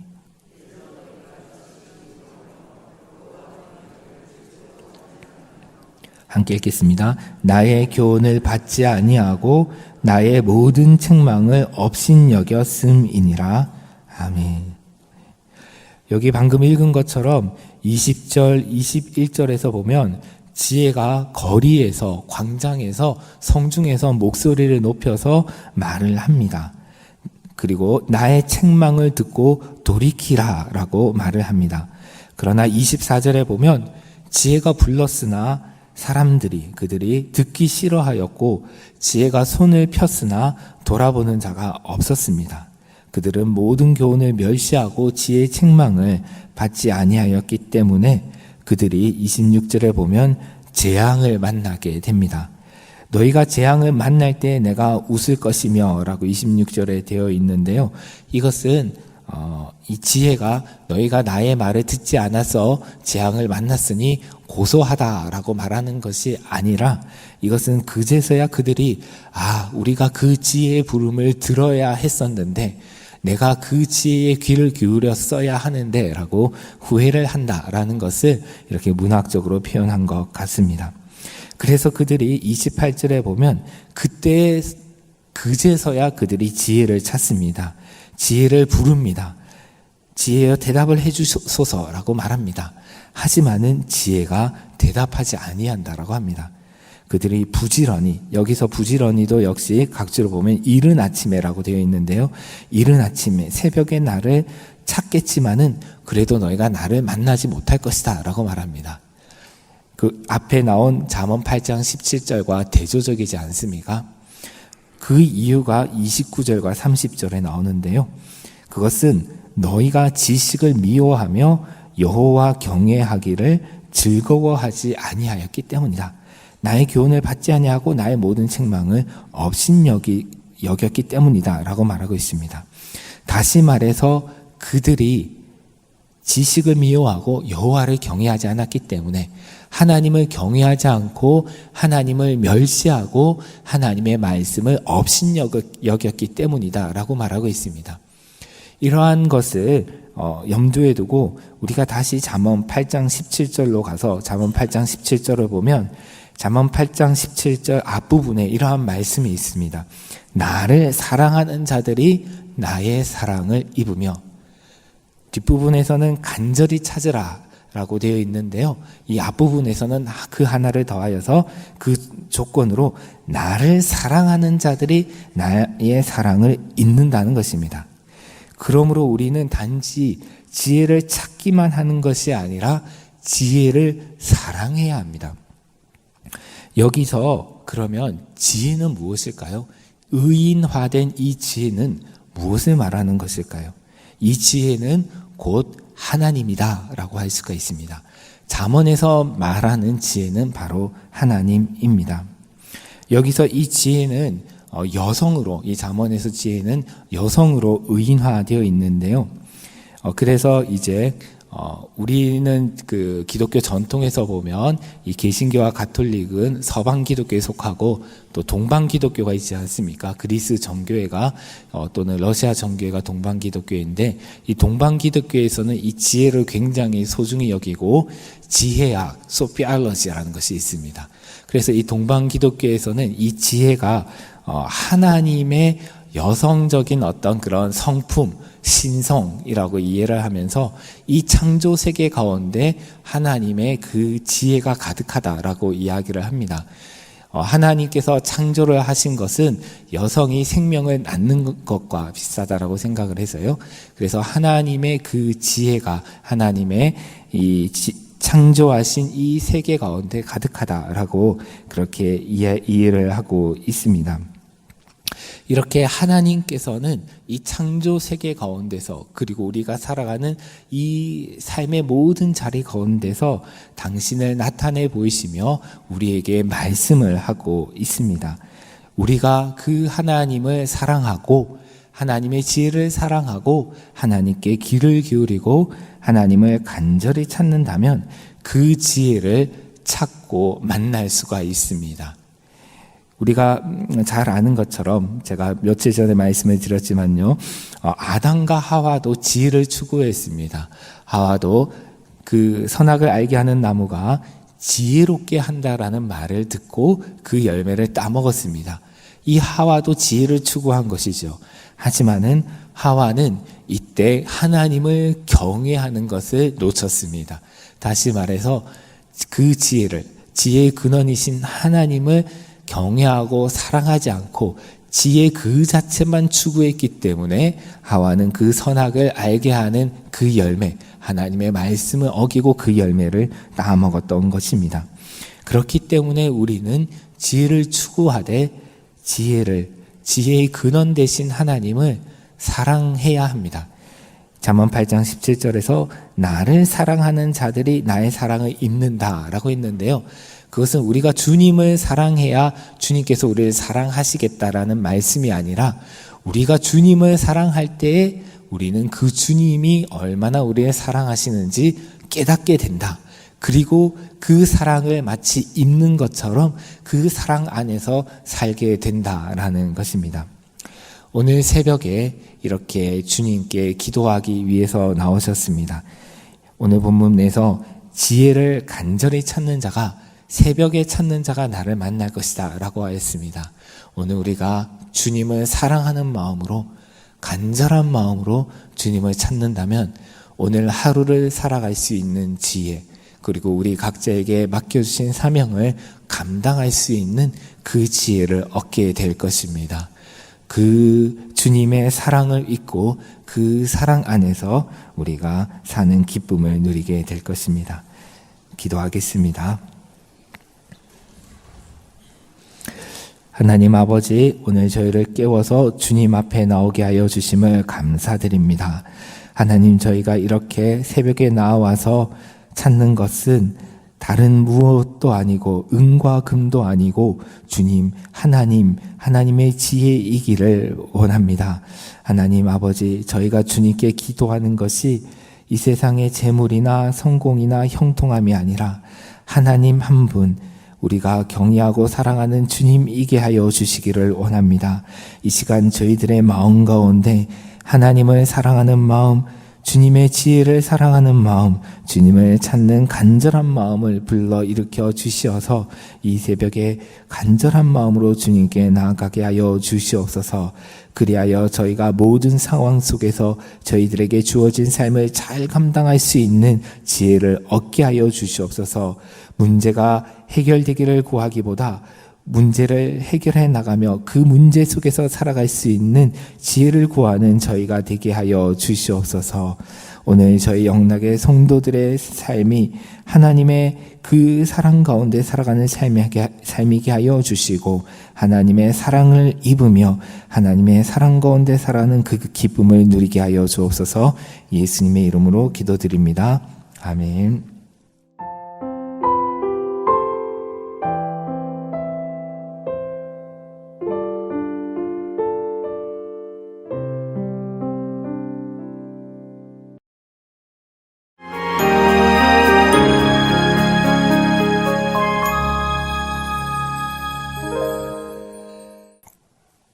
오늘 새벽 우리에게 주시는 하나님의 말씀은 잠언 11장 12절에서 13절입니다. 오늘 오이코스 성경 통독 범위는 잠언 9장에서 13장이고 그 중 이 시간에는 잠언 11장 12절에서 13절을 함께 읽고 기도하겠습니다. 구약 992면쯤에 있습니다. 잠언 11장 12절과 13절을 한 목소리로 함께 읽으시겠습니다. 지혜 없는 자는 그의 이웃을 멸시하나 명철한 자는 잠잠하느니라. 두루 다니며 한담하는 자는 남의 비밀을 누설하나 마음이 신실한 자는 그런 것을 숨기느니라. 아멘. 방금 읽은 말씀은 말과 지혜의 관계에 대한 교훈의 말씀입니다. 이 말씀은 이해하기가 전혀 어렵지 않지요. 그 뜻하는 바가 아주 명백하기 때문입니다. 그러나 일단 그 내용을 이해하고 나면 마음을 좀 어렵게 하는 또는 불편하게 하는 내용이 담겨져 있습니다. 어쩌면 이 말씀을 읽으실 때 나도 모르게 마음이 뜨끔하셨던 분이 계실지도 모르겠습니다. 그것은 저를 포함해서 정말 많은 사람들이 쉽게 범하는 잘못을 날카롭게 지적하고 있기 때문입니다. 구절을 살펴보면 오늘 읽는 잠언 11장에 나오는 여러 가지 말씀들은 각각 두 개의 병렬구로 이루어져 있습니다. 그 병렬구의 내용이 서로 대조를 이루면서 말하고자 하는 바를, 주제를 강조하는 그런 구조로 되어 있습니다. 구체적으로 12절에서는 지혜 없는 자와 명철한 자가 대조됩니다. 먼저 지혜 없는 자는 이웃을 멸시합니다. 이때 이웃을 멸시한다라는 이 말씀은 사실 이 부분만으로는 그 의미가 분명하지 않지만은 대조되는 병렬구를 통해서 명확히 그 뜻을 알 수가 있습니다. 대조되는 병렬구는 명철한 자는 잠잠하느니라입니다. 곧 다른 이들의 잘못이나 부족한 점을 발견했을 때 어리석은 자는 자신이 선생이 되어서 지혜자가 되어서 그것을 지적하여 모욕하거나 조롱하지만은 명철한 자는 입을 다물고 아무 말 하지 않는다라는 것입니다.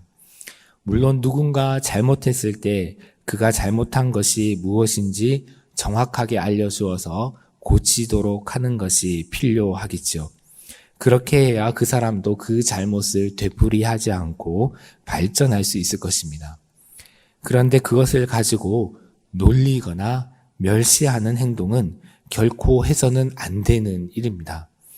그러면 멸시를 당한 사람은 오히려 깊은 모멸감이나 수치심을 느껴서 그 행동을 고치기는커녕 마음의 상처를 입고 또는 자신감을 상실하고 말 것입니다. 이렇게 같은 내용을 말하여도 선의를 가지고 말하느냐 아니면 악의를 가지고 말하느냐에 따라서 듣는 사람이 바른 길을 갈 수 있도록 도움을 줄 수도 있고 또 반대로 뒷걸음질을 치거나 비뚤어지게 할 수 있습니다. 그렇다면 12절에서 지혜 없는 자는 그의 이웃을 멸시하나 명철한 자는 잠잠하느니라가 아니라 부드럽게 다 이르느니라 라고 하는 것이 더 좋지 않을까요? 아예 못 본 척하고 잠잠하는 것은 어쩌면 너무 무책임하거나 무관심하거나 애정이 전혀 없는 그런 행동인 것은 아닐까요? 그러나 아마도 누군가로부터 잘못을 지적받아 보신 분은 다 아실 것이라고 생각합니다.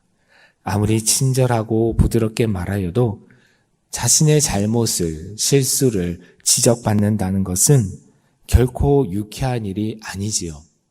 의기소침해지거나 낙심되거나 심지어 잘못을 지적한 그 다른 사람이나 아니면 잘못을 범한 자기 자신에 대해서 화가 날 수가 있습니다.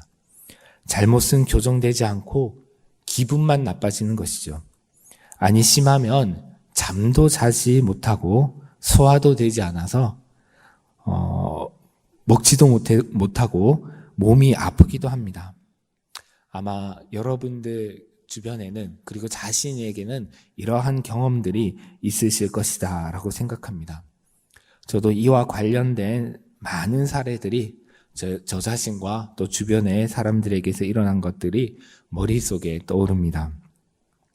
그렇기 때문에 잘못을 지적하는 것보다는 아예 침묵하고 눈을 감아주는 것이 현명할 때가 있습니다.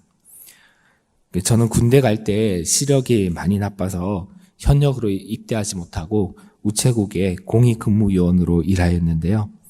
그래서 누군가가 저에게 군복무를 어디서 했냐라고 물으면 저는 우스갯소리로 이제 정보통신부와 공익근무요원을 줄여서 정보부에서 요원으로 일했다라고 이렇게 말했습니다. 근데 너무 썰렁해서 웃는 사람이 별로 없었습니다.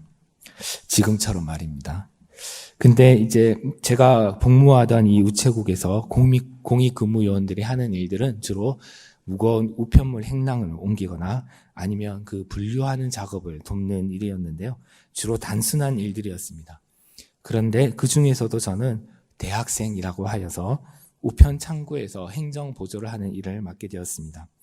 근데 제가 일하던 창구에 최준도 계장님이라고 계셨는데요. 그분은 일도 잘하시고 그리고 상당히 지혜롭고 또 신사적인 분이셨습니다. 그래서 그분은 부하 직원들, 특히 창구에 이제 앉아있는 여직원들이 잘못을 하거나 실수를 해도 바로 지적하기보다는 침묵을 하셨습니다. 그리고 자신이 직접 그 직원들의 부족한 점을 메꾸려고 하시는 것을 보았습니다. 그분이 언젠가 저와 이제 이야기를 하시다가 당신께서는 부하 직원들이 사소한 잘못을 하거나 그들이 하는 행동에 못마땅한 것이 있어도 9번을 참고 이제 10번째쯤에 가서 잘 말하려고 그렇게 노력을 한다라고 하셨습니다. 그래서 그 말씀에 저는 깊은 인상을 받고 저도 그렇게 해야지라고 생각을 하고 있는데 쉽게 잘 되지 않습니다. 이런 점들을 고려하면 오늘 본문 잠언 11장 12절이 아주 지혜로운 말씀이라는 것을 깨닫게 됩니다. 지혜 없는 자는 그의 이웃을 멸시하나 명철한 자는 잠잠하느니라. 그러므로 다른 이들의 잘못을 발견하게 되면 즉각 그 잘못을 지적하는 것보다는 잠잠하고 먼저 자신을 돌아보아서 자신도 같은 잘못을 범하고 있지는 않은지, 비슷한 실수를 행하고 있지는 않은지를 살피는 것이 중요합니다. 또한 잘못한 일을 위해서 기도하고 자신이 말보다 행동으로 모범을 보이는 것이 지혜로운 방법이지요. 그러나 이러한 지식을 가지고 있다고 해도 실천하기는 쉽지 않습니다. 그것은 입이 근질근질하기 때문입니다. 답답하고 화가 나서 또는 그 사람을 괴롭히거나 놀리고 싶은 고약한 마음이 들어서 입이 근질근질한 것이지요. 그래서 머리는 입을 닫으라라고 지시하는데 통제되지 않는 충동은 입을 열어서 어리석은 말을 쏟아내게 합니다. 그래서 야고보서 3장 8절에서 혀는 능히 길들일 사람이 없다라고 말하지 않았습니까? 그런데 혀의 뿌리가 어디에 있습니까? 혀의 뿌리는 우리의 목에 있는 것이 아니라 우리의 마음에 있습니다. 그래서 입을 잘 단속하기 위해서는 먼저 마음을 잘 다스려야 합니다. 이 마음을 지키는 것의 중요성에 대해서는 이미 이틀 전에 수요일에 잘 들으셨죠. 그래서 바로 다음 절을 살펴봅시다. 13절에도 역시 입이 근질근질한 사람이 나옵니다. 그는 두루 다니면서 한담하는 사람입니다. 그런 사람은 어쩌다 알게 된 남의 비밀을 여기저기 다니면서 누설하는 사람입니다. 한담이란 사전에 보면 심심하거나 한가할 때 나누는 이야기를 말합니다. 이런 사람들은 남의 이야기를 여기저기 다니면서 심심풀이 삼아 이야기하는 사람들입니다. 특히 다른 사람들의 약점, 실수, 잘못 등이 그 주 내용들입니다. 그 내용은 드물게 자신이 직접 보고 들은 것도 있지만은 대부분은 남들이 하는 이야기, 떠도는 이야기들인 경우들이 많습니다. 그들이 이렇게 남의 이야기를 하며 다닐 수 있는 이유는 그런 이야기에 귀를 쫑긋 기울이고 저마다 이러쿵저러쿵 논평하는 사람들이 있기 때문입니다. 잠언 18장 8절에서 말하는 것처럼 남의 말하기를 좋아하는 자의 말은 별식과 같아서 뱃속 깊은 데로 내려가기 때문입니다. 하지만 누군가 나에게 와서 다른 사람의 비밀이나 잘못을 누설한다면 우리는 그 사람은 다른 곳에 가서도 내 이야기도 함부로 하고 다닐 그런 사람이다라는 것을 깨달아야 합니다. 그래서 잠언 20장 19절에서는 아예 이런 사람과는 사귀지 말라라고 권면을 하는데요. 제가 읽어드리겠습니다. 잠언 11장 13절과 비슷합니다. 두루 다니며 한담하는 자는 남의 비밀을 누설하나니 입술을 벌린 자를 사귀지 말지니라. 잠언은 이렇게 남의 은밀한 일을 누설하는 것을 금지합니다. 잠언 25장 9절에서는 너는 이웃과 다투거든 변론만 하지 말고 변론만 하고 남의 은밀한 일은 누설하지 말라라고 말합니다.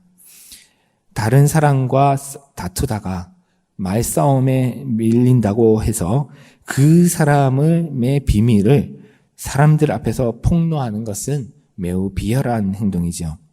그러나 이럴 때 사람은 참 영악합니다. 누가 가르쳐주지 않아도 상대방의 자존심을 상하게 하고 화나게 하는 방법을 잘 알고 있습니다.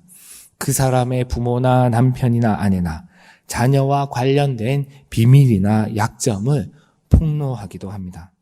그 사람의 아킬레스건을 건드립니다. 잘못을, 아픈 데를, 상처를 콕 찌르지요. 하지만 이러한 것들은 하나님께서 금하신 행동입니다. 심지어 남의 드러나지 않은 잘못을 꼭 필요한 경우가 아닌데도 불구하고 사람들에게 말하고 다니는 것은 그 사람을 비방하는 그런 죄입니다. 팩트를 말하는 것이 아니라 비방하는 죄를 저지르는 것이죠. 그렇기 때문에 오늘 본문 잠언 11장 13절에서는 두루 다니며 한담하는 자는 남의 비밀을 누설하나 마음이 신실한 자는 그런 것을 숨기느니라 라고 말합니다. 그래서 오늘 오이코스 수첩을 보면 오늘 본문, 오늘 말씀 제목이 지혜로운 침묵입니다. 하지만 이것은 남의 잘못에 동조하거나 내버려 둔다는 말은 아닙니다. 지혜로운 자는 먼저 침묵 가운데 자신을 성찰합니다. 그리고 형제 자매를 위해서 기도하고 하나님께 지혜를 구합니다. 그렇게 해서 그는 침묵 가운데 달고 좋은 말, 유익한 말을 건져 올리어 그것으로 잘못한 사람을 지혜롭게 권면하고 그 사람을 타이릅니다. 이런 점에서 잠언 16장 23절과 24절은 지혜로운 자의 입에서 나오는 말을 꿀송이와 좋은 약으로 비유합니다. 읽어드리겠습니다. 지혜로운 자의 마음은 그의 입을 슬기롭게 하고 또 그의 입술에 지식을 더하느니라. 선한 말은 꿀송이 같아서 마음에 달고 뼈에 양약이 되느니라. 또한 잠언 25장 11절과 12절은 이렇게 가르칩니다. 경우에 합당한 말은 아로새긴 은장반의 금사관이라. 슬기로운 자의 책망은 청종하는 귀의 금고리와 정금 장식이니라. 이처럼 지혜로운 자가 침묵 가운데 하나님께 받은 지혜의 말은 청종하는 귀에, 들을 귀가 있는 자들의 귀에 금고리와 정금 장식과 같이 아름답게 어울릴 것입니다. 그러므로 오늘 새벽 들을 귀가 있는 분들은 오늘 이 말씀을 나에게 주시는 하나님의 말씀으로 받으시기 바랍니다. 그러면 그 귀는 금고리와 정금 장식이 달린 것 같이 아름다워져서 그를 더욱 존귀하게 만들어 줄 것이며 지혜로운 침묵 가운데 건져 올린 그 말은 꿀송이와 양약같이 다른 이들을 유익하고 건강하게 만들 것입니다. 기도하겠습니다.